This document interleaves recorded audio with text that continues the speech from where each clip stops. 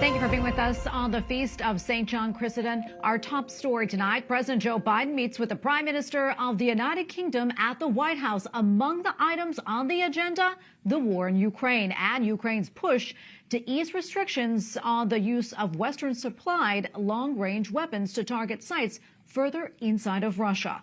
The Kremlin is responding. Earlier today, it expelled 6 British diplomats it accused of being spies and foreign agents. Britain denies the claims. President Vladimir Putin also says the use of long-range weapons at targets inside Russia would constitute a war between Moscow and NATO. Amid the heightened tensions, Russia today released 49 prisoners, mostly military members, back to Ukraine.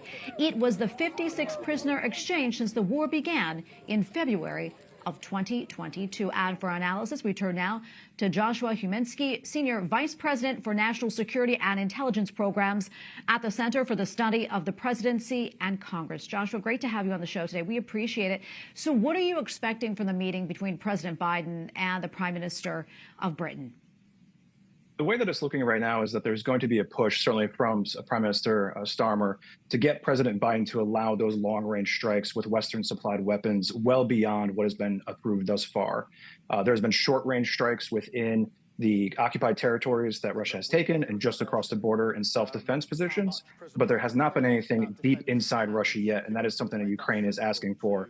And President Biden is being asked by Prime Minister Starmer to hopefully loosen those restrictions and get unity amongst the allies. Yeah, and Joshua, as we mentioned earlier, Russia just expelled 6 British diplomats, and President Vladimir Putin says permitting the use of long-range missiles further into Russia would constitute a war between Moscow and NATO.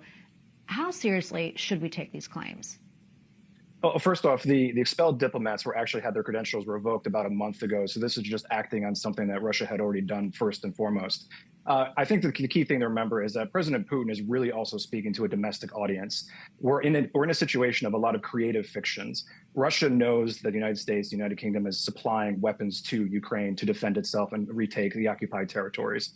So there's no real difference between an NLAW and a Javelin, which are anti-tank missiles, in practice in terms of definition, versus an ATACMS or a Storm Shadow long-range cruise missile. They're both Western-supplied weapons, and Russia knows this. So when President Putin comes out and says that this is potentially an act of war that is as much directed at an internal audience as it is an external audience. And by saying that to an external audience, certainly the West and being the United States, the United Kingdom, he's hoping to act as a self-deterrent aspect, if you will. So raising the prospect of war and increase in hostilities and escalation, which the West has been very concerned about and working to avoid. If he can introduce those doubts, then perhaps coming out of this meeting, President Biden may not agree to what Sir Keir is asking for and may not approve those long-range weapon strikes.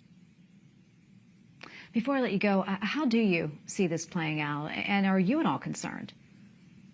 I think we need to be real cognizant of the fact that just because escalation has not happened yet doesn't mean that it won't.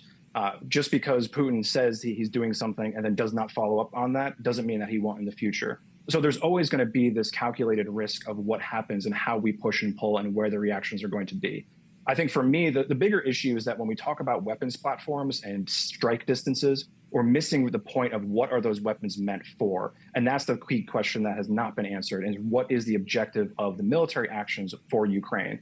Is it retaking all of its territory, going back to the 2022 borders, to 1991, or setting up conditions for a negotiated settlement at some point in the future? The fixation on tactical weapons and operational weapons really distracts from that strategic and political question, which is ultimately what is going to resolve this conflict.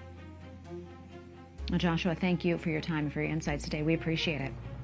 Thank you for having me.